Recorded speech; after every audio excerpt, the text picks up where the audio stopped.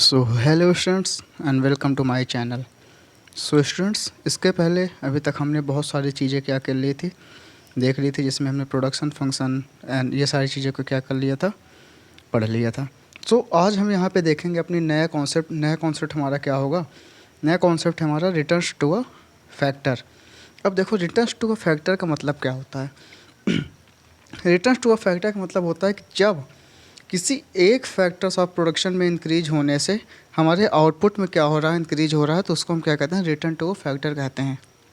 Means कि return to a factor refers to a resultant increase in the total product when only one factor increase. Means क्या होगा, सिर्फ हमारा एक factor of production क्या होगा, इंक्रीज होगा, और बाकी सारे क्या होंगे, कांस्टेंट होंगे। उसके साथ साथ क्या होगा यहाँ पे, when one input is variable and all other input all fix। यहाँ पे एक इनपुट क्या होगा, वेरिएबल होगा। इनपुट्स और आउट हमने क्या पिछले उसमें बताया था, वेरिएबल क्या है और फिक्स कौन कौन से हैं। तो वेरिएबल इनपुट्स कौन कौन से हैं, वेरिएबल में हमारा देखें तो लेबर आ जाती है, हमारे कैपिटल्स आ जाते हैं, ये सारी चीज़ें आ जाती हैं। तो वह जहाँ पे वन इनपुट वेरिएबल होगा और बाकी सारे इनपुट क्या होंगे, फिक्स होंगे, तो उस कंडीशन पे हमारा क्या आएगा, return to a factor condition आ जाएगी। इसको हम law of return to a factor और रिटर्न ऑफ वेरिएबल फैक्टर्स के नाम से भी जानते हैं। ठीक, अब इसके बाद इसको हम और इसमें देखते हैं कि हमारा इसमें क्या होता है। इसमें हमारा 3 फेजेस आते हैं। 3 फेजेस में कौन कौन से आते हैं। सबसे पहला फेज आता है TP rises at increasing rate. कि मीन्स यहाँ पे जो टोटल प्रोडक्शन है या जो टोटल प्रोडक्ट है वो क्या होता है, पहले इंक्रीज होता है। ठीक है ना, इसको हम आगे देखते हैं एक ग्राफ में, हम इसको अभी हम देखेंगे। ये देखो, यहाँ पे अब हमको क्या बता रहा है, यहाँ पे हमको बता रहा है कि टीपी क्या है, ये पॉइंट टीपी क्या हो रहा है, पहले इंक्रीज हो रहा है, और एमपी भी क्या हो रहा है, इंक्रीज हो रहा है। कहाँ पे, ये पॉइंट पे। आफ्टर दैट क्या हुआ, after that TP rises eight decreasing rate and MP decreases and is positive. अब यहाँ पे क्या हुआ, टीपी राइजेज हुआ कैसे, इंक्रीजिंग रेट पे। मीन्स इस जगह पे ये मैक्सिमम था, उसके बाद ये क्या हुआ, इस मैक्सिमम पॉइंट पे आया, और यहाँ पे एमपी क्या हुआ, यहाँ पे पॉजिटिव आ गया। अब अगला स्टेज क्या होगा, टीपी डिक्लाइन होने लगेगी और एमपी क्या हो जाएगा, निगेटिव चला जाएगा। इसी को हम क्या कहते हैं, रिटर्न टू अ फैक्टर कहते हैं।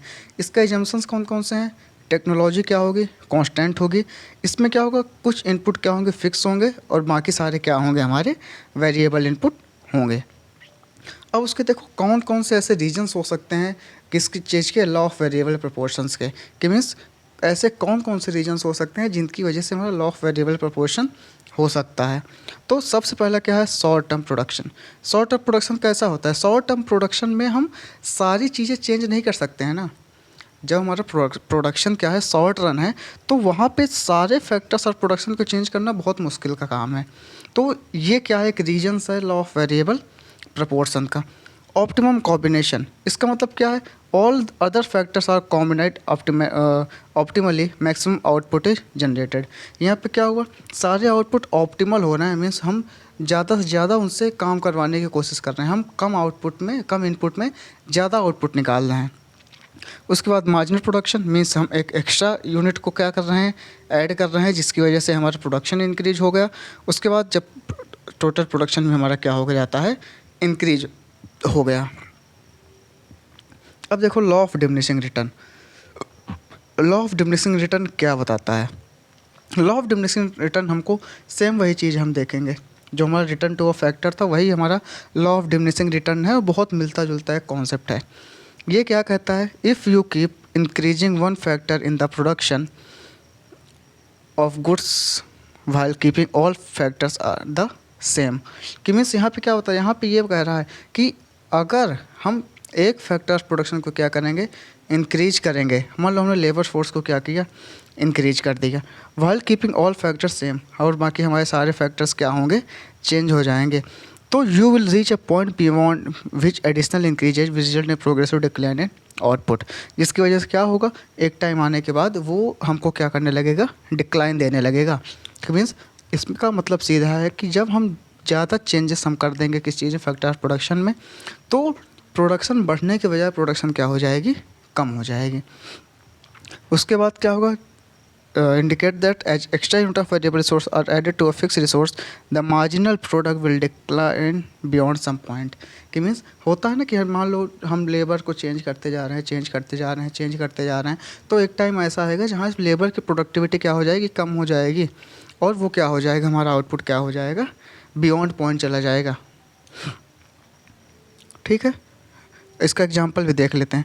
For example, adding more workers to a farm can increase production but only to a certain point. वही चीज़ ना कि अगर एक खेत में अगर हम वर्कर को लगा रहे हैं तो वो एक टाइम तक हमको क्या करेगा, फ़ायदा करेगा, लेकिन जब हम बहुत ज़्यादा कर देंगे तो प्रोडक्शन क्या हो जाएगा, डिक्लाइन हो जाएगा। उसके बाद ये हमारा क्या है, लॉ ऑफ डिमिनिशिंग रिटर्न का हम ग्राफ देखेंगे कि जहाँ पे फिक्स फैक्टर्स क्या हैं, कांस्टेंट है, वेरिएबल फैक्टर्स इंक्रीज होता जा रहा है, टोटल प्रोडक्शन भी क्या हो रहा है, इंक्रीज हो रहा है, लेकिन हमारा मार्जिनल प्रोडक्ट क्या हो रहा है, डिक्रीज होता चला जा रहा है। यहाँ पे देखो, M P falls when more and more unit of variable factor employed with the fix factor. ठीक है, तो ये समझ लो। फिर हमारा क्या आ जाता है, ये ग्राफ आ जाता है, वही सेम ग्राफ है। ये ग्राफ क्या है, ये ग्राफ कुछ इस तरह है कि जहाँ पे एक टाइम क्या होता है, जहाँ पे हमारा प्रोडक्टिव फेज होता है, फिर हमारा डिमिनिशिंग रिटर्न आने लगता है, फिर हमारा क्या हो जाता है, नेगेटिव चला जाता है। फिर हमारा आएगा relationship between A P and M P. ठीक है, अब हम यहाँ क्या देख रहे हैं, अब हम यहाँ पे average product and marginal product के बीच में क्या कर रहे हैं, रिलेशनशिप देख रहे हैं। कैसे, फिक्स फैक्टर तो हमारा कांस्टेंट रहेगा, वेरिएबल फैक्टर्स हमारा क्या हो रहा है, इंक्रीज हो रहा है। तो जैसे जैसे हमारा वेरिएबल फैक्टर इंक्रीज हो रहा है, तो एक टाइम आता है जहाँ पे हमारा एवरेज प्रोडक्ट क्या होता है, इंक्रीज होता है, एक टाइम आता है जहाँ पे कांस्टेंट हो जाएगा, फिर उसके बाद क्या हो जाएगा, डिक्लाइन होना शुरू कर जाएगा। और सेम क्या है, मार्जिनल प्रोडक्ट है जो हमारा क्या हो रहा है, बराबर डिक्लाइन होता चला जा रहा है। ठीक है, तो हमारा ये क्या है, ग्राफ है। तो एक जगह पे क्या आएगा, एक जगह ऐसा आएगा जहाँ पे हमारा A P and M P क्या करेगा, आपस में इंटरसेक्ट करेगा, किस पॉइंट पे, 15 नंबर पे। ठीक है, तो यहाँ बताने की कोशिश ये की जा रही है कि यहाँ पे रिलेशनशिप का मतलब वो क्या होता है, जहाँ पे हमारा average product and marginal product क्या होता है, आपस में मिल जाता है। वो कौन सा पॉइंट है, वो है पॉइंट नंबर 3, जहाँ पे हमारा फिक्स फैक्टर 1 है, वेरिएबल फैक्टर्स हमारे 3 हैं, average product 15 and marginal product भी क्या हो जाता है, 15 हो जाता है। ठीक है, उसके बाद देखो स्टूडेंट्स, आज की क्लास में हमारा क्या था, ये यहीं तक था। क्यों, क्योंकि इसके पहले हमने सारी चीज़ें क्या कर ली हैं, ज़्यादातर हमने कवर कर लिया था। तो जिस क्लास में हमने आज तक जो चीज़ें हमने सीखी वो क्या थी, बहुत इंपॉर्टेंट चीज़ें थी। क्यों, क्योंकि लॉ ऑफ वेरिएबल प्रोपोर्शंस और ये सारी चीज़ें क्या हैं, बहुत, अगर आप आगे इकोनॉमिक्स में कैरियर भी बनाएंगे तो वो सारी चीज़ों में हमको क्या होगा, देखने को मिल जाता है। ठीक है, उसके अलावा अगर आप मेरे टेलीग्राम से जुड़ना चाहते हैं तो आप हम आपको डिस्क्रिप्शन पर लिंक देंगे।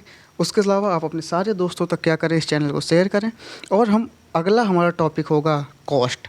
क्यों, क्योंकि हम अब अगले टॉपिक में कॉस्ट एंड जिसमें total fix cost, total variable cost, ये सारी चीज़ें हमको क्या करेंगी, मिलेंगे।